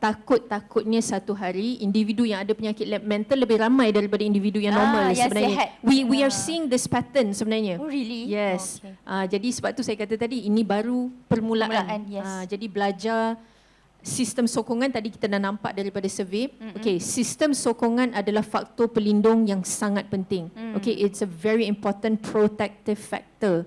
Jadi kalau kita tidak ada sokongan, sistem sokongan, tolong bina sistem sokongan ni. Yes, betul. Okay, you just need, let me tell you guys on Facebook, you just need one person to help you go through this life. If you have that one person, insyaAllah, Betul. itu yang kita perlukan. Tapi kalau boleh, binalah satu sistem yang Lagi lebih ramai, lebih kuat. Lebih ramai supaya dia kuat. Kalau kata lebih ramai, lebih teguh. Gitu. Betul, insyaAllah. Okey, jadi kepada para penonton di Facebook dan juga hadirin yang hadir sekalian, macam yang Puan Anita pesan, jangan fikir yang macam kita ni we are good alone, right? We human after all, kita sentiasa memerlukan teman. Tak kisahlah semasa kita gembira ke, semasa kita sedih ke, we always need a company, right? Alright, kepada Datuk Azizul Asni Awang kan, sebagai figura seorang bapa. Seorang bapa ni kita always nampak dia orang ni, ataupun malah kanak-kanak kan, always nampak macam, wow, my dad is superhero kan, my dad is like the strong person in my eyes kan. Tapi pada pendapat Sari, golongan bapa atau single parent yang terpaksa memikul peranan bapa dan ibu sudah semestinya wajar mempertimbangkan kesihatan mental mereka, right? We are all human after all. Ya, jadi apakah antara langkah ataupun rutin Datuk sendiri bagi untuk menjaga kesihatan emosi dan mental ni? Sebab ialah kita tahu Datuk sering berjauhan dengan family dan terpaksa mengorbankan masa demi komitmen sebagai atlet negara. Itulah, saya dengan keluarga ni, mostly dengan anak-anak ni memang very close lah. Tak ada macam, kan kadang-kadang orang ada macam yang mana kita lebih rapat kan. Macam saya ni memang rapat dengan semualah. So sekarang ni yang the first and second tu yang dah besar. Jadi memang saya memang kena bagi attention to both lah. Okay. Jadi kalau saya berada di Malaysia dengan diorang ni, nak tidur kena baca buku ataupun share my childhood story ke or whatever story ke semua. So that is part of the routine. Jadi bila saya travel out, usually kalau lebih than 3 to 4 weeks lah, then dia akan jadi macam sedikit issues lah. Because we are separated for a long time, jadi kids pun a bit down. Saya sendiri pun down juga sebab tak boleh bersama dengan orang kan. Kesian kat wife lagi, nak jaga anak-anak semua kan. Jadi apa yang saya buat, pertamanya we try to keep the communication lah. Sekarang kita ada teknologi, jadi kita cuba berhubung. Kalau boleh setiap hari lah. Kalau tak sempat berhubung because of the timing different, at least saya akan left some message lah. Atau message, whatever, remind them that I miss you ke, pesanan, okay, buat kerja sekolah dan sebagainya lah. Dan untuk my part juga, bila kita rindu, kadang-kadang orang lelaki ni dia diam, rindu kan. Pendam Dia pendam, mood pun swing kan. Tapi saya menggunakan approach yang sedikit berbeza lah. Saya ada kawan-kawan, saya ada coach saya pun close dengan dia orang. Jadi sometimes tu kita sit down together, kita macam meluahkan lah. Jadi sedikit sebanyak dengan luahan tu, dia dapat release, bantu kita release that emotion tu. Sometimes kita sedih ke ataupun kita down ke, at least it will fade away lah by sharing with someone that we trust or kita comfortable with. Jadi itu antara saya lakukan lah. Jadi macam kalau di Malaysia pula, contohnya kalau as a parents ni, of course it's not easy kan. Ada cabaran dia kan, nak membesarkan anak-anak ni kan. Jadi kita ni nak jadi seorang bapa yang bagus adalah melalui contoh yang baik. Contoh yang baik melalui belajarlah. Kita kena belajar melalui mereka yang dah berpengalaman, mereka lebih tua, ataupun kita boleh simply sekarang belajar beli buku yang boleh bagi guidance, proper guidance, dan juga paling simple adalah kita boleh baca any information on the internet. So zaman try and error tu bagi saya mungkin dah lepas lah. So saya lebih suka menggunakan evidence based lah. Jadi kalau kita main hentam je, we gonna learn from mistake lah. Yes. Jadi bagi saya refer and based on factual lah. Actually I was quite surprised bila Datuk mention yang macam we need a book to write macam more menjadi lebih bertanggungjawab dan sebagainya, sebab mungkin ada orang dia kurang sikit dengan buku ni kan, dan tak menjadikan buku ni sebagai panduan, tapi sebenarnya buku Itulah akan membantu. one of the book yang saya actually dapat hadiah. Tak silap saya Miriam saya lupa second tu. So dia ajar banyak parenting tips lah. Jadi from there membantulah saya dengan isteri untuk macam mana the tips untuk membesarkan anak-anak kan. Yes. Tapi itulah dalam kita ni membesarkan anak, parents pun kadang-kadang rasa down. Ya, Kita betul. down. Jadi bila kita down itulah penting macam tadi Puan Anita dan juga Puan Ziani beritahu kita memerlukan support system lah. Yes, betul. Walaupun kita dah dewasa as a parents ni, kita masih juga memerlukan support system untuk membantu. Tak kala bila kita rasa down ataupun kita ada sesuatu yang kita perlukan. Perlukan bantuan luaran.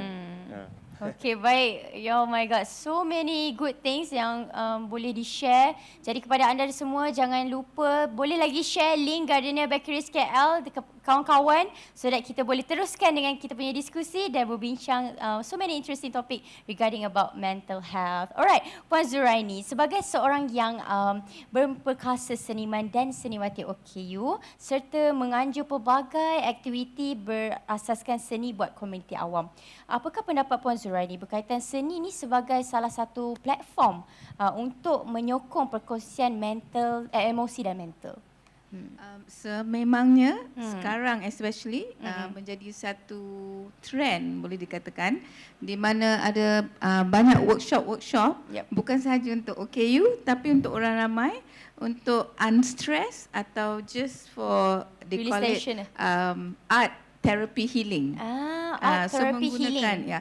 First I nak cerita sikit. When we talk about observing kan, kalau kita nak observe our families, that's not OKU, senang kan, daripada dia punya speech, percakapan, action. But when it comes to OKU, sometimes you can't read what's going on in their mind kan, the ones yang autism and all that. So for me, I akan tahu what's going on with my daughter by looking at what she paints. Wow, interesting. So by the painting you can know her Yeah, true so feelings. if I look at the colours she use, I look at dia punya cara painting kan, comot ke tak comot ke, or in detail ke. So I can tell, oh ini tengah angry atau ni tengah emo atau oh this is very happy. So I tahu how to approach her and how to address it kan. Then at the same time also I realized for the ones who are not OKU kan, you can use art as a stress reliever, and you tak payah nak jadi artis. Nah, tak kisah, nobody is going to tell you oh tu cantik tak cantik, boleh jual tak jual, tapi you meluahkan your feelings, your perasaan, or you just nak unstressed. Maybe certain colours make you feel happy, certain colours, or you're angry tapi you tak boleh get it out. Okay, you nak paint satu kertas hitam pun paint lah, suka hati kan. So you know that is very calming. But kalau you dapat satu workshop yang bagus tu, together dengan art yang digunakan, you also have a counsellor ke or an expert ke, but someone to also bercerita dengan kita as your painting, you meluahkan perasaan. So it's 2 in 1 kan. Kadang-kadang orang, betul tak, orang susah nak meluahkan, express themselves. Ya, tak semua yang dia tak boleh look pandai at somebody express. and bercerita kan. Tapi kalau maybe tengah-tengah painting tu, dah tu kita selamba je bercerita kan, and then all the perasaan will come out. Sebab part of the mental therapy, correct me if I'm wrong, is you have to talk about it. You have to let it out. If people cannot read your mind. And sometimes kalau kita tak cerita and kita tak boleh cari dia punya solution ke help ke kan. So Ya. Ya, adakah yang painting therapy tadi ada dalam WNI art program? Oh yes, kita Oh, wow. kita have also like kita mention tadi dekat Museum Telekom. Tiap-tiap hujung minggu kita ada this program called Temu Weekends. Temu Weekends. Dalam tu ada, boleh cari dalam social media Temu Weekends. Dan di situ kita akan ada art therapy, and then kita ada berjenis lah. Ada from different teachers, ada doktor, ada Wow. ada. In fact, there's a lot of things yang kita halakan all connected to mental health. Sebab OKU perlu mental health. We also help the single mother community. We also help the retirees. So all these all the sensitive areas kan and community. So kita buat all kinds of workshops and all kinds of, and selalu it gravitate towards art lah, sebab surprisingly everybody wants to paint. Ya, betul. Boleh ke tak boleh, but Cakap ayam ke apa ke, sekali dah dapat bros kan, excited. Yes, dekat situ kita ada we call it community wall. Kita put out there, come and meet our autistic artists and do community art. Macam-macam, not just our locals, even the tourists. And then kadang-kadang the next day they come again, bawa anak-anak pakai diapers ke pampers ke macam tu je, in the hot sun kan, panas kan. So painting, ice cream one hand, brush one hand, happy je. Parents just duduk enjoying sunbeam. So that's you know, very good. and that also is a form of therapy kan. Betul. So Great. Jadi kepada anda yang berminat nak colour sambil-sambil nak meluahkan perasaan, bolehlah ke apa tadi? Temu Weekends. Temu Weekends. Yes, Temu Weekends. Walaupun kalau kita tak pandai melukis. Ya, betul. This is not like pertandingan melukis ke apa ke? Tidak. Yeah, Alright, kita can be surprised. Some of them suddenly discover, I can paint. Ya, betul, hidden talent orang kata. Maaf kalau mencelah. Macam anak saya yang dua orang tu, both of them pun memang saya encourage diorang untuk express themselves through painting. Wow. Dan memang mereka suka. Art is a language. Yes, memang betul apa yang Puan Zuhaida beritahu tadi. Zuhaini beritahu tadi. Dia orang express their feeling through dia punya painting. So kita boleh tahu dia tengah bad mood ke, dia tengah happy ke. Kan? The colour choice tu dengan dia punya pattern tu is different. Actually it's interesting. Ini ilmu untuk kita sebagai parents juga kan sebenarnya kan? Betul. That's another thing about how kita kena surround ourselves. Since we talk about art, we talk about colours. Yep. Colours are very important. Even gardenia punya packaging, betul tak? Then which you can talk about, because you know, when I'm not doing this, my bread and butter, besides gardenia, is about. I'm also a qualified interior designer. So colours are important. Yes. It will apa warna yang kita klingikan diri, kan? Atau kita guna ke pakaian ke, atau cat satu dinding ke dalam rumah, tu semua akan affect how we feel. Betul. Interesting. So yang ingat diorang happening hitam, macam bangun-bangun tengok dinding hitam macam not in the lawn. Ada efek sebenarnya pilihan warna. Okey, jadi soalan ni kepada Datuk lah sebagai satu-satunya jejaka di sini kan. Pressure ni, pressure. Pressure ni wakil daripada lelaki, kaum lelaki. Okey, berdasarkan keputusan survey Gardenia, macam yang Datuk Azizul sendiri mention, yang lelaki ni sering lebih cenderung untuk memendam perasaan kan. Berbeza dengan wanita. Wanita ni mungkin ialah kadang update dekat status WhatsApp dan sebagainya kan. So kita, okay dia tengah marah ni kan. Tapi lelaki ni kadang kita tak faham, kita tak tahu bila masa dia marah ke, dia ni okey ke. Jadi kepada Datuk lah, mungkin Datuk boleh kongsikan lah macam mana what is the right way for a man untuk mungkin lebih bersikap terbuka ataupun berkongsi dengan kenalan mereka dan sebagainya. Betul, pada peringkat awal dulu saya pun lebih cenderung kepada memendam perasaan. Lebih berwatakkan seperti itulah. Tapi bila kita sendiri dah belajar, bila saya dah move to overseas, kita fahamlah actually what is the right way untuk kita channel the problem ke, or to find the solutions ke apa semua. So traditionally lelaki memang disuka simpan dan pendam dan suka tak tunjuk lah yang diorang saya nak ada. tanya, adakah diorang takut dilihat lemah ke macam mana? suka untuk saya bagi tahu because lelaki ni lain-lain tau. Jadi biasanya lah kebanyakannya mereka mungkin nak tunjuk yang diorang mungkin Cool lah. cool ataupun ya lelaki itu seorang yang gagah kan. So tak boleh tunjuk kelemahan mereka. Tapi now kita berada di era yang berlainan. Semuanya selepas kita ada pandemik COVID-19 itu mengubah segala-galanya. Ya, betul. Laki ke, perempuan ke, memang semua tak lari daripada ada mental health issues ni yang kita nak cuba sampaikan kepada semua. Yep. Jadi macam saya sendiri, sebab saya apply untuk diri saya dan saya juga cuba encourage saya punya fans, kawan-kawan saya yang terdekat dan juga ahli family. Walaupun kita ni lelaki, kita kena admit yang kita ada masalah. Kalau kita ada rasa macam something wrong with ourselves, macam contohnya tiba-tiba kita hilang mood, tiba-tiba kita rasa macam ada feeling macam loss of the confidence apa semua. Jadi kita jangan simpan kat diri kita je. Sebab kalau orang tak tahu, macam mana orang nak bantu? Nak tolong kan? Betul. Jadi macam saya bagi tahu tadi, saya akan biasanya akan ada conversation with my wife. Saya akan bagi tahu. Kan everyday saya akan update dia balik pada training. Penat lah, saya rasa down lah because atlet ni sebenarnya selalu down because kita penat, kita stres kan, kita nak capai kita punya prestasi kan. Dan juga saya pun dengan coach pun buat benda yang sama juga. Dia macam sampaikan kepada saya juga sampaikan kepada dia any issues or feelings lah. Benda tu penting. Dan benda ni memang macam saya sebelum masa waktu pandemik tu saya berada di Australia. Ini memang dia orang encourage lah, laki ke perempuan. Memang they ask to like for the usually perempuan dia suka gather for coffee kan, sharing apa coffee, tea kan. time. So sekarang dah jadi macam satu perkara normal untuk Bagi lelaki juga. Sit down very together, interesting. kadang-kadang bawa anak ke apa. So it's part of the culture juga untuk kita sharing the issue. Sometimes it's not about sharing juga. Sometimes kita listen. Betul, dengar By kan? listening tu kita boleh membantu. Betul. Dan belajar. Yes, Dan input-input tu boleh kita gunakan untuk diri kita dan kita sampaikan untuk orang yang kita dekat dengan kita, orang yang kita sayang.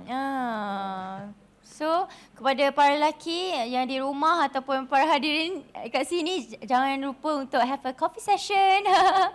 Alright, jadi baik, sebelum kita wrap up discussion kita, mari dengarkan message dari para panel kita buat semua penonton di Facebook dan juga hadirin dalam mengharungi setiap liku-liku kehidupan yang penuh dengan onak duri ni. Kita mulakan dengan Datuk. What's your message to Malaysian? Saya seorang atlet, kita bercakap pasal kejayaan kan. Jadi kepada semua penonton-penonton, sama ada yang berada dengan kita secara live hari ini ataupun yang berada di dalam platform social media, apabila kita menghadapi cabaran, masalah dalam hidup kita, kita jangan down. Jangan, orang cakap jangan ask why me, tapi ask what can I do? Yes, And betul. because masalah dan cabaran ni dia hadir bersebab. Jadi macam contohnya kita ada masalah kan? Dia bukannya semata-mata masalah saja. Because ada something kat hadapan untuk kita capai. Waiting for us, right? Macam saya lah, sebelum saya nak menang tournament tu akan ada a series of cabaran-cabaran dia. Jadi biasanya orang akan down ni bila ada masalah lah, mereka sangkakan macam tak boleh nak go through kan. Jadi di situlah pentingnya untuk kita ada matlamat yang jelas. Dengan adanya matlamat yang jelas, our mission to get clearer. Jadi kita boleh hadapilah cabaran tu dengan matlamat yang keras tu. Great. So always know your purpose kan? Yes, know your purpose. Dan ialah kadang-kadang matlamat ni boleh datang dalam bentuk macam angan-angan. Mungkin orang ingat angan-angan tu macam benda yang kosong. Tapi angan-angan itu adalah part of visualization. Ya, betul. Dan visualization tu akan mempengaruhi kita punya emosi. Dan emosi itu akan mempengaruhi kita punya action. Yes, Dan betul. action lah yang akan mencorongkan kita sama ada berada di atas ataupun di bawah. Wah, gitu. Berikan tepukan semua. Okey, mungkin Puan Anita boleh berikan sedikit message? Okay, biasanya sudah tentu apabila kita mengakhiri, kita selalu bagi a message of hope. Yes. Okay. Jadi message of hope saya biasanya, you know, you're not alone, this moment will pass, you know, reach out if you are indeed struggling. Tetapi saya rasa hari ini saya nak kongsi mungkin 1 minit sahaja sebab banyak orang sering bertanya, Puan Anita, kenapa saya dah lama berjuang dengan penyakit mental dan saya masih belum sembuh? Because macam saya katakan tadi, penyakit mental ini it's a journey. Ia adalah satu kembara sebenarnya. Dan ia adalah satu kembara yang sukar. It's not easy. Banyak perkara yang perlu kita lakukan agar proses penyembuhan kita efektif. Jadi yang penting jangan putus asa. You know, whatever mental health struggles you are going through, how severe and how chronic it might be, percayalah, janji Allah itu pasti semua penyakit ada Cure dia. ubat kecuali mati. Okay, so teruskan perjuangan. Hidup ini adalah suatu perjuangan. Yes, dan Okay. perjalanan, betul tak? Betul, okay. So destinasi kita jangan lupa macam Dato' Azizul sebutkan tadi matlamat kan. Jadi destinasi terakhir kita insyaAllah Jannatul Firdaus, itu yang kita mahukan. Betul. Jadi ini sikit sebenarnya. Jadi kalau boleh kita nak cabaran sekarang kan.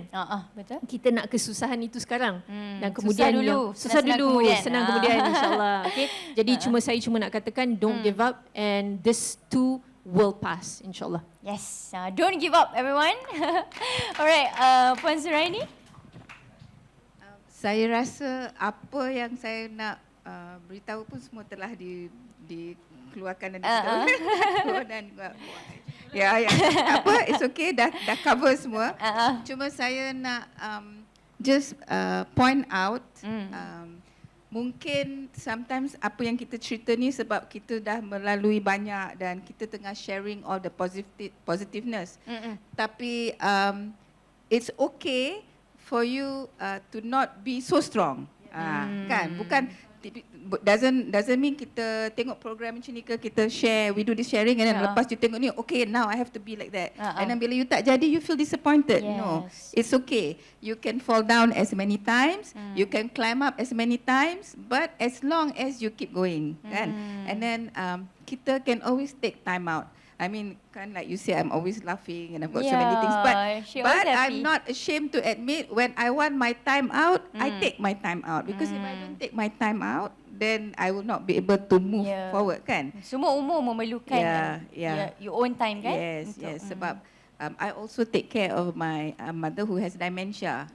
So you know, so there are so many. Sometimes you balik rumah pun you're like, okay, you just I need my time out. This, then you. But life goes on. Betul. So everybody has challenges. Semua orang ada cabaran. Semua orang ada issues. Sometimes kita success, sometimes kita fall down. But get up and get going. InsyaAllah. Yeah. Sebenarnya saya terharu tau macam mendengar pesanan daripada seorang ibu, seorang kakak, seorang abang. Mungkin Puan Hazina sendiri, pihak Gardenia, any message to all Malaysians? Okay, first of all, thank you the panelists kerana make your time here and then sharing whatever, you know, which is very important to us. Thank you also to the audience as well as those audience, online audience. Apa yang saya nak katakan sikit saja, which is cabaran ni kita tak dapat nak elakkan di dalam hidup kita. Tapi kalau adalah pilihan kita untuk berusaha untuk mengatasi cabaran tersebut. Jadi pilihlah yang betul. Thank you. Thank you so much. Begitu tepat. Okay. Alright, thank you so much untuk para panel kita. I'm pretty sure semua penonton di rumah pun dah tak sabar-sabar nak bila Q&A ni, kan. Alright, okay, saya rasa macam dah banyak sangat tips dan pengalaman. Tapi tak apa, rakaman sesi Facebook ini boleh ditonton semula jika terlepas mana-mana segmen perbincangan tadi. So make sure to follow Gardenia Bakeries KL. Baik, mari kita beralih ke sesi soal jawab. Seperti biasa, buat hadirin di sini, if you guys have any question, you guys can raise a hand dan pembantu kami akan menghulurkan mikrofon. And buat penonton setia di Facebook, anda boleh memuat naik soalan-soalan anda di ruangan komen untuk barisan panel kita. Okay, talking about live streaming, jom kita check soalan anda di bahagian komen untuk barisan panel kita. Okay, let's just check in. Alright, ini antara Puan, kejap ya. Okay, ini antara Puan Ena Nazalina, okay, daripadanya. nak hilangkan rasa down, banyak aktiviti kita boleh buat masa tu. Okey, jadi apa antara aktiviti lain untuk bantu keadaan kesihatan mental seseorang selain seni yang dikongsikan? Mungkin Puan Anita boleh jawab. Ya. Okay, sebenarnya anything can be a therapy ataupun apa sahaja boleh menjadi therapeutic. Yang penting is self-exploration. Jadi kita sendiri kena cuba apa perkara-perkara yang boleh bantu. Okay, saya kongsi kalau di Miasa selain daripada kelas seni, kita juga ada buat kelas seni, kita juga ada speech and drama. We also have expressive dance therapy. Kita juga banyak membuat outreach program, kita ada program sokongan pekerjaan. Jadi sebenarnya apa sahaja yang boleh membantu kita is also therapeutic. Jadi ini penting untuk kita cuba sebab contoh, saya boleh kongsikan 10 perkara tapi mungkin tak ada satu pun yang bagi Sari ni kena dengan Sari. So that's why it must be, boleh jahit, boleh gardening, boleh keluar minum dengan kawan-kawan, you know, you can do any kind of sports that you like, boleh keluar jalan-jalan, tengok the sky, tengok greenery, benda-benda itu semua boleh membantu. Yang paling penting, move your body, jangan stay put.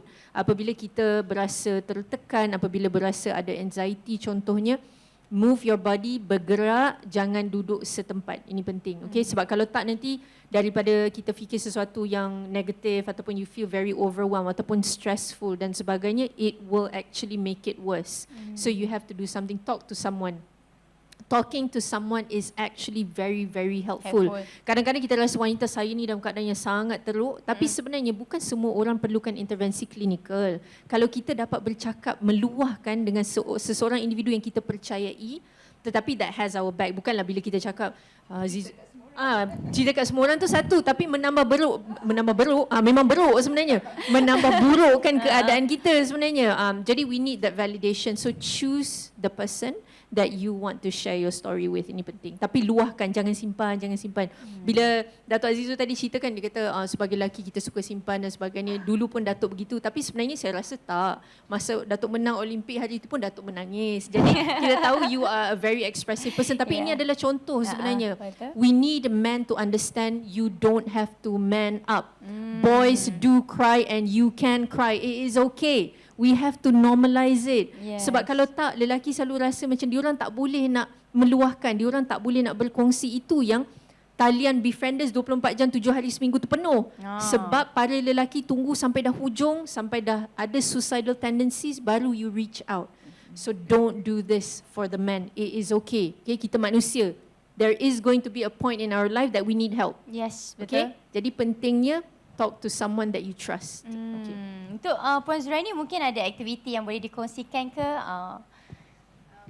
Seperti yang dah mention daripada Puan Anita tadi, seni tu berbagai-bagai seni kan, kita boleh pilih apa yang selesa dengan kita atau apa yang kita suka. Senaman pun is very good sebab you need to discipline. I cuma nak point out, because I jaga my mother who's dementia, there is one thing, when you mention move tu, bergerak tu, memang bergerak mustahak. Sebab your kaki and your brain is connected. Hari yang you tak nak gerak kaki you, otak you pun tak akan bergerak. If your brain doesn't move and nothing goes on there, of course it will affect the rest of yourself. So you must move. Katakan you mati akal, you don't know what to do with yourself. This is the mother in me lah kan. Some may say it's wrong, but if my children go on about, because I'm a single mother, I can give them a lot of love, but there's also a lot of things that I cannot give them. So when they start comparing and say, oh, my friend macam ni, dia ada ni, I said, okay, now turn around and look down at your friend who doesn't have all these things. And you are not at the bottom. You are slightly above the middle kan. So kita kena syukur. Alhamdulillah. Kalau kita tengok orang lain punya masalah lagi besar, insyaAllah it will help us to see that ours is not so big. And kalau you focus on helping others, mungkin it will distract you from your own issues kan. Betul Puan Zuraini. Actually Sari pun kadang-kadang macam bila kita rasa stress, kalau kita tolong rakan kerja kita macam, oh actually I feel better. Even though tak ada kena-mengena pun dengan kerja kita, beban yang kita ada kan. I rasa menolong tu, just menolong, helping people will bring out all the good feelings Positiveness, and yeah. positiveness, and you forget about what was I going on about, kan? Yep. It induces good hormones. Yes, yes. And then this is what we call healing through helping. Yes, healing through helping. So Dan- so tak payah nak fikir, I tak ada duit lah nak pergi ke workshop ni, nak bayar tu, nak bayar ni. Just think about, okay, why not for once I take a deep breath and I look back and see orang lain yang worse than me and how can I help. Tu je, kan? Yes, great. Jadi untuk Datuk juga macam mana? Apa antara nasihat yang Datuk boleh kongsikan macam yang biasa Datuk cakap lah dengan kawan-kawan yang mempunyai masalah? Okay, kau nak list down tu banyak lah. Tapi saya kongsikan my own personal experience. Waktu saya lepas pembedahan tu, saya nak recover tu, memang dia mengambil satu jangka masa yang panjang lah. Jadi saya sebagai seorang atlet ni memang aktif, melompat sana sini, tubuh badan kita kuat dan sebagainya. Jadi tiba-tiba dah tak ada, no strength. Saya kena berehat kat rumah aja, nak bergerak pun kena perlahan-lahan. Jadi saya sangat down waktu tu. Jadi apa yang saya buat, saya cari something, new hobby waktu tu lah. Saya cuba untuk letak dulu tepi masalah yang saya ada ni. Saya find a new hobby. Waktu tu saya cari indoor plants, pokok-pokok indoor. Wah, menanam? Menanam kat rumah, letak Interesting. hias. Dan juga at the same time, saya beli a small aquarium dan saya beli ikan. Tropical fish waktu tu. Jadi bila living things, bila dia one thing dia distract diri saya lah daripada macam fikir bila aku boleh training, bila aku boleh sihat ni kan. And the second thing is kita tengok living creatures tu, kita pun rasa happy tau. Tengok ikan tu berenang, tengok sihat. So dia bagi kita macam a good factor juga. Kita happy, kita smile. Dan macam Puan Anita beritahu tadi, dia, body kita pun dari segi biological level dapat release kita punya happy hormone. Yes. Yang penting kita sendiri kena ada inisiatif diri sendiri untuk explore apa sebenarnya yang kita minat kan. Kalau tak minat tu kita cari lagi. There's 1,000 ways of that. Alright. Baiklah, now it's time to give an opportunity to all of our friends here pula untuk bertanya. You can raise your hand and we will pass the mic to you. Okay, ada seorang. Alright, baik. Hi, good evening. Hello. Hi, my name is Janie. Janie. Janie, yes. All right. So my question would be, how do we know when would we need help before the situation gets very severe? Yeah, because usually as a person, we usually feel like, it's okay. It's, sometimes we are happy, sometimes we are sad, we get angry, and it's normal. But when do we know, like, okay, I think this is wrong. I need to get help. Yeah, thank you. Thank you so much, Miss Jenny. Give it applause. Alright, soalan daripada Miss Jenny bertanyakan bila kita rasa macam okay, we actually need a help. Maksudnya marah kita ni dah bukan normal dah. Ataupun sedih kita ni bukan normal dah. Mungkin Puan Anita boleh jawab. Thank you very much, Jamie. Okay. There's actually a short answer and a long answer. The short answer is, as I mentioned earlier, when it disrupts your daily routine. That means you're not able to function as per normal. So that would be an indication that, okay, I need help, I need to do something about it. You can do a DAS test. That's not a clinical assessment, but at least you have a gauge. So it's a depression, anxiety, stress scale test. There's 21 questions. You take the test and then there's a scale. So then you will know, okay, this is my level of depression, anxiety, stress, etc. Okay, if the results come out as severe, then through that, go and see a clinical psychiatrist, right? So you can go to any health clinic as an example, and then you get that reference letter, then you can see a psychiatrist. Okay, the long way to it is every single mental health condition, there are symptoms that you must fulfill. So as an example, let's say depression or anxiety. Okay, depression, there's 9 symptoms. So you have to fulfill a minimum of 5 for a minimum of 2 weeks. So anything that is prolonged, okay, if you're sad, something happens, you're sad, that's normal. Somebody can be sad for 3 days, but you cannot be consistently sad for a month. That's not possible, right? So when that happens, then you know something is wrong, right? So you're consistently feeling sad, that's one, but then you're not able to do anything else, right? So there's that change in mood, you're not eating well or you're eating more, you're sleeping more or you're sleeping less. You're not able to focus, right? things that you like to do now, you don't like to do it anymore. You're isolating yourself. You feel like giving up. So there's so many symptoms. So you have to fulfill these requirements. And if you do, then you see a psychiatrist, and that is how you know. There are only two professions that can diagnose you. It's a clinical psychiatrist or a clinical psychologist. A medical doctor can do that as well.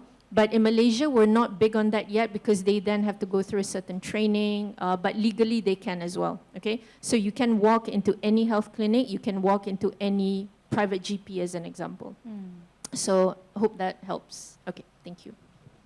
Alright, sangat info yang very direct sebab Sila Sari sendiri pun tak tahu macam mana nak. Sometimes mungkin kita tidak mengalami mental tapi mungkin kawan kita ada dan kita boleh tahu macam mana nak bagi dia nasihat yang betul sebab sometimes people only nasihat tapi tak ada solution yang dapat diberi kan. Betul, kadang-kadang kita rasa, saya faham kadang-kadang kita rasa rimas. Rakan datang cerita benda yang sama Ya. je.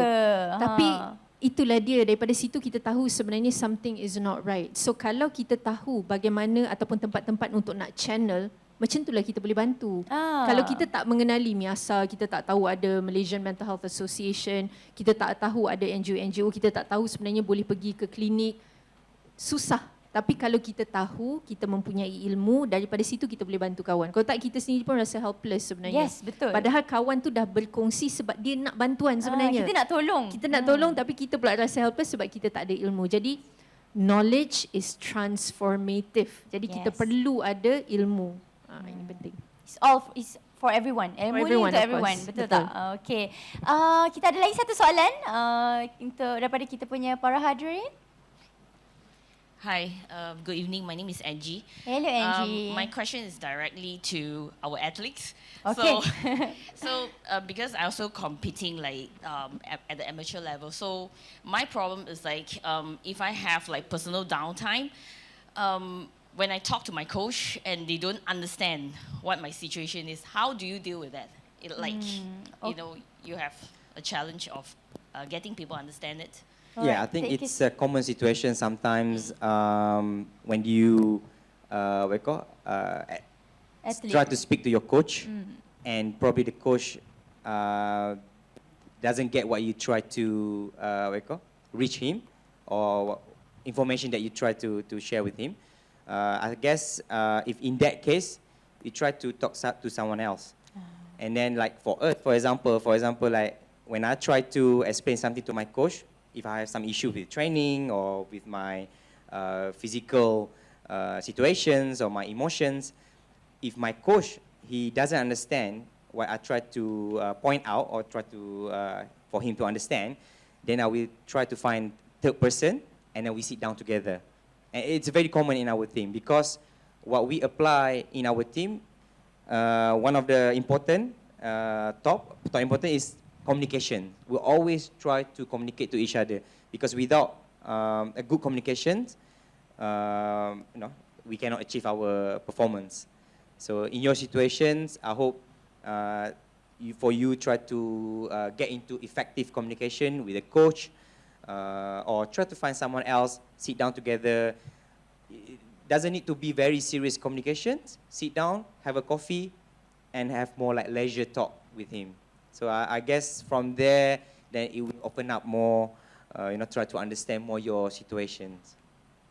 Great. Hope that's answer your question. Thank you, Miss Angie. Thank you, Dato. So many good input. Rasanya macam tak cukup lagi. But can you believe it? Hampir 2 jam kita berdiskusi. But I still have tons of question. I'm pretty sure everyone does too. But it's okay, Puan Hazlina, bagaimana kita mungkin boleh mengikuti Guardian untuk terus mendapatkan update on activities. Okay, kita ada social media, tapi selalunya orang will go to our Gardenia Facebook, Gardenia KL Facebook. So you can see our activities, all kind of activities, not just mental wellness, yeah. Tapi check on our Facebook. Yes, Gardenia Bakeries KL, Sdn Bhd. Gardenia Bakeries KL, you'll get it. Ya, terus dapat. Alright. Kepada Dato' Aziza, untuk sesiapa yang nak tahu your perkembangan, macam mana nak mengikuti? Okay, untuk mereka di luar sana yang ingin tahu perkembangan semasa berkenaan saya, boleh just simply merujuk kepada social media lah. Instagram, Twitter dan juga Facebook. Dan biasanya saya akan try to update dari semasa ke semasa lah. Saya punya pergerakan dan informasi, dan kadang-kadang saya share jugalah anything yang boleh membantu masyarakat kita. Jadi kepada siapa yang nak bertanyakan soalan boleh PM ke macam mana? Of course saya memang terima banyak juga soalan-soalan. Kadang-kadang mereka yang reach out for help. Betul. InsyaAllah bila saya ada masa, saya akan always cuba sebaik mungkin lah untuk membantu. Dan ada kadang-kadang tu saya gunakan IG story saya. Ada mereka tanya soalan, saya post di IG story soalan mereka dan saya akan cuba bantu apa yang saya boleh bantulah. Kadang-kadang kalau saya tak boleh bantu, saya cuba linkkan dengan mereka-mereka yang boleh lah. Seperti macam kalau ada masalah isu mental health issue ni, saya akan ask mereka untuk merujuk kepada mereka yang pakar lah. Yes, betul. At least there's a platform towards everything, right? Betul-betul. Macam Puan Anita beritahu tadi, sekurang-kurangnya lah kita tahu ke mana untuk membantu mereka ni membuat rujukan. Jadi at least kita jadi boleh bantu mereka lah as a third person, membantu mereka yang memerlukan bantuan lah. Alright, thank you so much untuk Puan Anita. Kepada sesiapa yang berminat nak tahu tentang Miasa. Okay, boleh. Jadi boleh ke social media Miasa. Jadi kita di Facebook, Instagram, TikTok, Twitter, YouTube dan juga laman web Miasa www.miasa.org.my. InsyaAllah. Jadi kita sentiasa update. Tidak begitu aktif di Twitter, tapi di channel-channel lain kita aktif sebenarnya. Tapi kalau kita lambat reply tu, minta maaf, kita cuba sebaik mungkin sebab sudah tentu soalan banyak dan komen juga banyak dan kita sedang cuba sedaya upaya sebenarnya. Dan kalau anda hubungi talian krisis kami 24 jam 7 hari seminggu 1800-820066, kalau tak dapat, if you're not able to speak to someone, please try again and keep on trying, ataupun boleh juga WhatsApp kami. Jadi semua talian 24 jam 7 hari seminggu insyaAllah. Yes, 24/7 to help you to be better, and there's always a journey, betul tak? Okay, untuk Puan Zuraini sendiri? Untuk we and I, kami ada of course social media, Facebook ada, Instagram ada. So kita punya address is we and I. Kalau dibaca dia jadi weand.art. Lagi satu Instagram. And kita ada juga kita punya yang saya mention pasal produk. So untuk sesiapa di sana yang also OKU, kalau you ingin datang and also find a way to contribute or put your products kat situ, you boleh contact Nakseni, NAKSENI, nakseni.com. Nakseni sebagai anak-anak seni, sebagai you want art kan, nakseni.com. Saya nak stress kat sini, ini inisiatif ni bukan saja tentang lukisan, art, tapi menggunakan art sebagai satu cabang untuk menghalakan kepada even katakan you nak cari experts kan for help for your children ke or yourself ke, through this kita boleh introduce you or pass you on to the experts kan. Tapi you must reach out lah kan, communicate, reach out. If you need help, you have to, whichever way you want your help, but you have to go and reach out for it kan. Yes, very great. Thank you so much kepada barisan panel yang sudi berkongsi tips dan pengalaman hidup mereka yang sangat-sangat bermakna to all Malaysians. Dan Dato' Azizul, thank you so much for being here. I know despite your busy schedules, we wish you the very best on your journey to make Malaysia proud on Paris 2024 Olympic Games. Kita semua menghulurkan doa buat Dato' Azizul. I wish you very good luck. Okay, semoga berjaya. Terima kasih. Dan juga terima kasih daripada saya kepada Gardenia Bakeries KL kerana menjemput saya untuk bersama dengan panel-panel hebat ni. Dan juga just sekadar perkongsian lah. Yes, silakan. Sebagai seorang duta untuk Gardenia Breakthrough. So dia punya tagline dia tu, mengatasi setiap halangan. Mengatasi setiap halangan. Okey. Tu Puan Anita dan Puan Zuraini. Saya harap ramai lagi rakyat Malaysia yang bersemangat and inspired by your efforts to bring positive change to the community. InsyaAllah. Untuk Puan Hazrina juga and Gardenia KL, thank you so much for having me today. I must say today is my luckiest day sebab to be hosting on my childhood brand Gardenia and to be seated with all amazing people. Thank you also to my pleasure. Alright, thank you also to our audience for your questions and for joining us today on location and online for this edition of Gardenia Wellness Begins at Home 2003. Jangan lupa untuk follow Gardenia dan bagi sesiapa yang rasa macam rakyat sekeliling memerlukan intipati ini, just share the link of the Gardenia KL and you can straight go to the live streaming. Dan remember, Gardenia Cares, stay safe and jumpa lagi. Bye! Thank you so much. Thank you so much. Okay, for our audience here, kita ada light refreshment from Gardenia dan kepada para responden yang nak meet and greet dengan Dato' Azizo boleh ke depan. Thank you so much everyone. Thank you. Thank you.